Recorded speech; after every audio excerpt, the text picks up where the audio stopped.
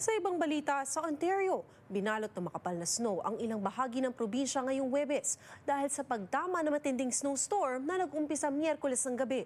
Ang epekto nito sa ilang mga Pilipino sa lugar sa ulat ni Paula Saraza. Meron akong mga na-miss order sa Uber Eats. Actually, tatlo yung nag-order kaninang umaga. Kinancel ko na lang kasi wala talaga, hindi ako makakapasok. Isang araw nakita ang kinailangang isakripisyo ng Filipino business owner na si Jackie Isip, dulot ng matinding snowstorm sa Ontario ngayong Huwebes na nagpasara sa kanyang tindahan. 3 custom cakes at order ng ensaymadas sa parating na weekend ang nakatakda niya sanang simulan. Handa man sanang bumiyahe sa gitna ng snowstorm warning.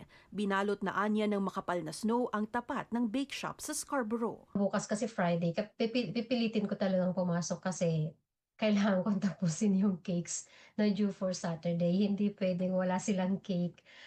Milestone birthday yun, malaking cake. So, kailangan ko talagang pumasok. Mula yellow warning snowfall Miyerkules ng gabi, itinaas ng Environment Canada sa orange warning ang maraming bahagi ng Ontario kabilang ang Toronto Huwebes ng umaga.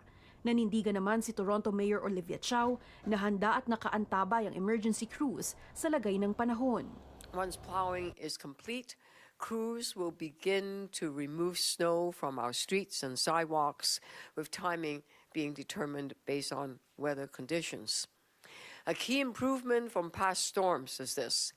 All city services are now centrally coordinated through our Emergency Operations Center. Dahil sa walang hintong pagbagsak ng snow sa syudad mula Miyerkules, mapaghamong drive ang inabutan ng mga motorista sa morning rush hour. Sa tala ng Ontario Provincial Police, daan-daang mga sasakyan ang tumirik sa gitna ng mga highway at nasangkot sa mga banggaan. Naging maduguri ng commute ng mga residente. Ilang GO trains, subways at TTC bus services ang nakaranas ng matinding delays. We wait for 10 more minutes. It's frozen. Need to do something. Scheduling, where is the scheduling? Kung ang ilan dismayado sa heaviest snowfall ng winter season, para sa ibang Pilipino gaya ni Rhea Villafana mula Barrie. We call this mapagpalang araw kasi lahat nagpapala, diba? Kino-consider na lang natin na yung blessing, yung snow. Hindi pa man natutunaw ang naipong snow mula sa nakalipas na snowstorm sa lugar. Tinabunan muli ng makapal na snow ang syudad.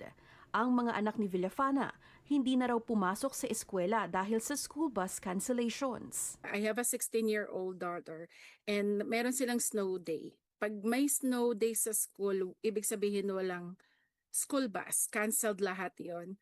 And we live up north, so mostly sarado ang school talaga. And kung papasukin ko man yung maliit ko, 10 years old si Knight, may pumapasok pero konti lang. So parang ang ending naglalaro na lang sila. Umabot sa mahigit 30 sentimetro ng snow ang bumagsak sa Greater Toronto area ngayong araw.